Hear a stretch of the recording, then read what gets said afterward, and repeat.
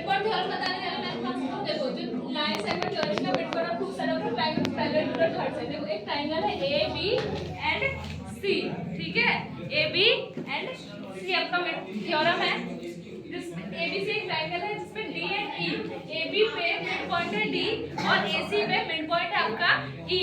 अब ये दोनों मिड पॉइंट को हम जोड़ेंगे, डी ई बन जाएगा। डी ई जो है बी सी के क्या होगा, पैरेलल है, क्या है, पैरेलल है। और डी ई हमारा बी सी के हाफ के बराबर भी है, ठीक है, हाफ के बराबर भी है, ठीक है। और हमें ये चीज हमें गिवन में दी हुई है, ठीक है।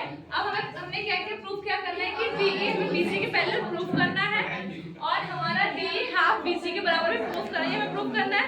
हमने क्या क्या कंस्ट्रक्शन कर दिया, कंस्ट्रक्शन क्या किया, सी से हमने ई से हमने एक लाइन, डी से एक लाइन एक्सटेंड की है एफ तक और उस एफ को हमने सी से जोड़ा है और ये जो सी है हमारा ए बी के पैरेलल है, क्या है, ए बी के पैरेलल है। अब हम क्या करेंगे, प्रूफ करेंगे। प्रूफ में हम क्या करेंगे, ये वाला ट्रायंगल लेंगे। अब जब हमने मिड पॉइंट जोड़ी है, मिड पॉइंट है ना ये वाली, तो मिड पॉइंट के कारण ये वाली लाइन और ये वाली लाइन बराबर है, ये वाली लाइन भी और ये वाली लाइन भी बराबर है। अब हम इन दोनों ट्रायंगल को ले लेंगे, ठीक है, इन दोनों ट्रायंगल को लेंगे। फिर से इधर देख लो स्टेप से, triangle A D E and triangle C E F, इन दोनों को कॉन्ग्रुएंस प्रूफ करना है। तो हमें पता है ये जब ये दोनों, देखो ये वाला मैंने बोला पैरेलल हमने कंस्ट्रक्शन किया है, करने के कारण ये वाला भी जिसके पैरेलल होगा और ये वाली लाइन इसके ऊपर ट्रांसवर्सल लाइन, ट्रांसवर्सल मैंने बोला ना दो पैरेलल की लाइन के बीच में ट्रांसवर्सल लाइन, कोई भी दो पैरेलल लाइन उसके बीच में ट्रांसवर्सल लाइन जाती है तो उसका अल्टरनेट इंटीरियर एंगल से एंगल बराबर हो जाता है। तो ये वाली लाइन पैरेलल है और इनके बीच में ये वाली ट्रांसवर्सल लाइन जा रही है जिसके कारण ये वाला एंगल और ये वाला एंगल क्या हो जाएगा, बराबर। इसको मैं एंगल 1 बोल देती हूं, इसको एंगल 2 बोल देती हूं, ठीक है, इसको एंगल 3 बोल देती हूं, इसको एंगल 4 बोल देती हूं। तो एंगल हमारा एंगल 2 के बराबर हो जाएगा, हो जाएगा ना इधर एंगल 1 हमारा एंगल 2 के बराबर हो जाएगा अल्टरनेट इंटीरियर एंगल से, इसमें अल्टरनेट इंटीरियर एंगल से,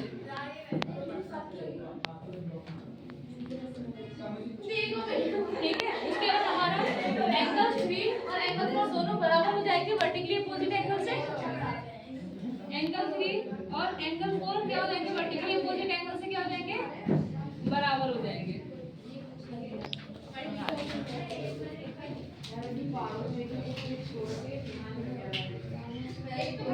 और ये वाली साइड और ये वाली साइड दोनों साइड बराबर होंगे मिड पॉइंट से। मैंने बताया ना कोई भी एक लाइन का अगर देखो एक ये लाइन है इसमें मैंने बोला कि ये भी लाइन है, आगे यहाँ पे क्या होता है मिड पॉइंट सी है। तो अब जो मिड पॉइंट पर जाने का मतलब है, मिड पॉइंट पर जाने का मतलब है, मिड पॉइंट पर जाने का मतलब है कि ये वाली साइड, ये वाली लाइन और ये वाली लाइन दोनों को ही बराबर हिस्सों में बांटा है। तो इसी तरीके से क्या हो जाएगा हमारा ए ई सी के बराबर होगा, ठीक है ना, ठीक है,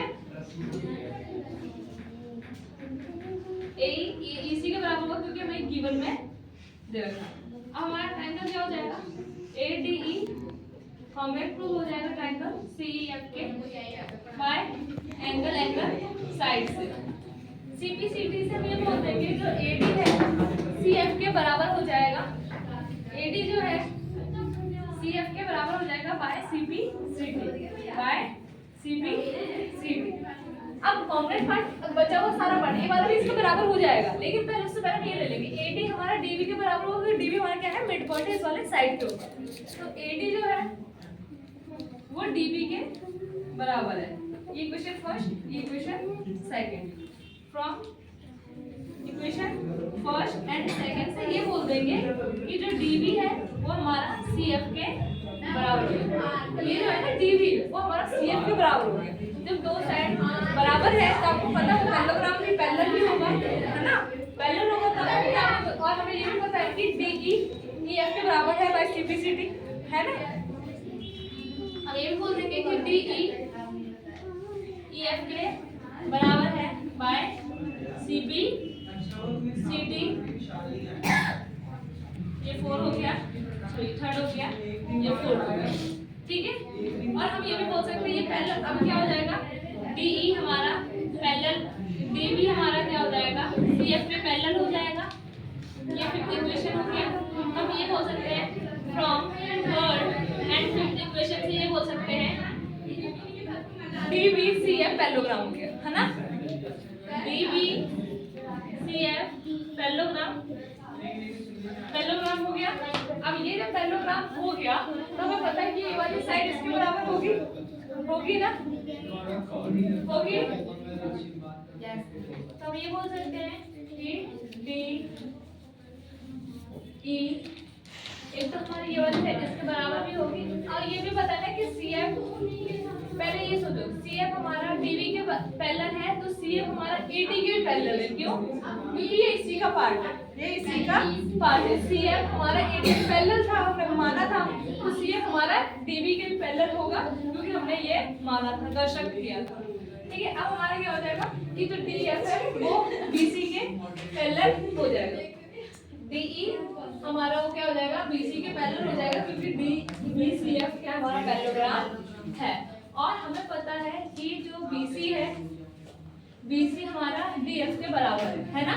जो अपोजिट साइड क्या होते हैं पैरेललोग्राम में, बराबर होते हैं, DF के बराबर है।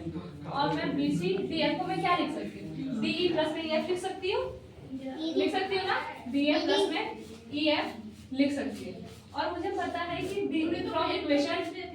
फ्रॉम इक्वेशन इससे 4 से मैं लिख सकती हूँ कि हमारा DE EF के बराबर मैंने लिखा था ना, तो मैं EF को भी DE बना सकती हूँ।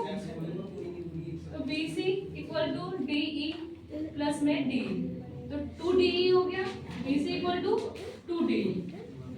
अब इधर मल्टीप्लाई में आके डिवाइड हो जाएगा तो half BC equal to DE के बराबर, हेंस प्रूव।